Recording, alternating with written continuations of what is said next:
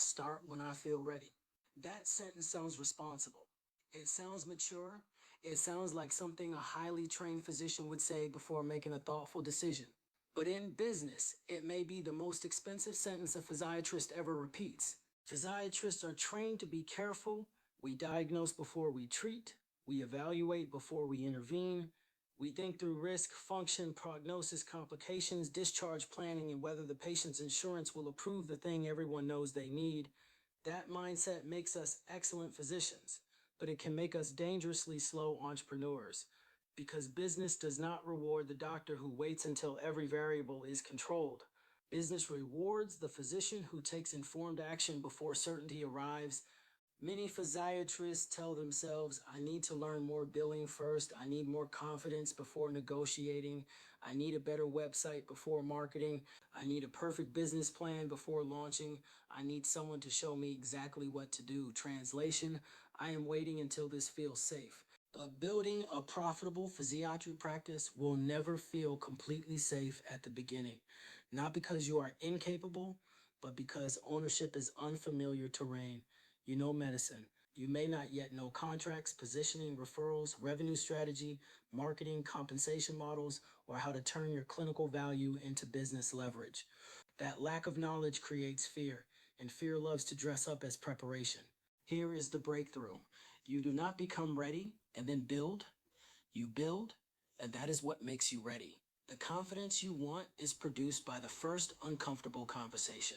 The clarity you are waiting for comes after the first imperfect offer. The business skill you think you lack develops when you start making business decisions. The physician entrepreneur is not born fully formed in a Patagonia vest holding a pro forma. They are built through movement, a first call, a first referral strategy, a first contract review, a first negotiation, a first patient census goal, a first monthly revenue target, a first uncomfortable no to terms that undervalue your work. That is how you become dangerous in the best possible way. Not reckless, not arrogant, prepared enough to move, humble enough to learn, strategic enough to win. Physiatry demand is rising. Patients are older, sicker, more complex, and more functionally vulnerable. Hospitals need throughput. SNFs need outcomes. Home health agencies need oversight. Patients need physicians who understand function, recovery, mobility, independence, pain, disability, and quality of life. That should make physiatrists central to the future of healthcare. Instead, too many are buried under increasing workload, shrinking reimbursement, administrative nonsense, and compensation models designed by people who could not explain a K level if Medicare tattooed it on their forehead. Meanwhile, non-physician stakeholders are building systems around rehab medicine without giving physiatrists ownership of the value they create. That is the real danger. Not that you fail, that you wait so long someone else defines your role for you. That is how physicians become replaceable inside systems they should be leading. Here is the debate worth having on HashMed Twitter. Are physiatrists underpaid because the system undervalues them, or because too many physiatrists have never learned how to communicate, position, negotiate, and monetize their value? The answer is uncomfortable. It is both. The system has problems, no argument there. But complaining about reimbursement while avoiding business education is like treating foot drop with motivational quotes. Hope is not a strategy. Healing the profession requires helping physicians reclaim ownership. That means learning the business of medicine. It means understanding revenue. It means building referral channels. It means negotiating contracts. It means creating scalable services.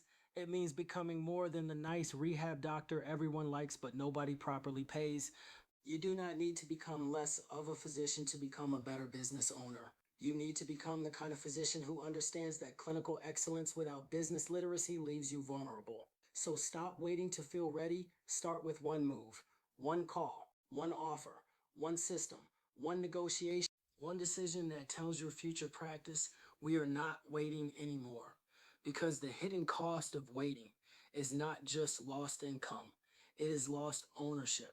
And physiatrists were not trained this hard just to become highly educated passengers in someone else's business model. The future belongs to the physicians willing to move before they feel fully ready. That is where the profitable practice begins.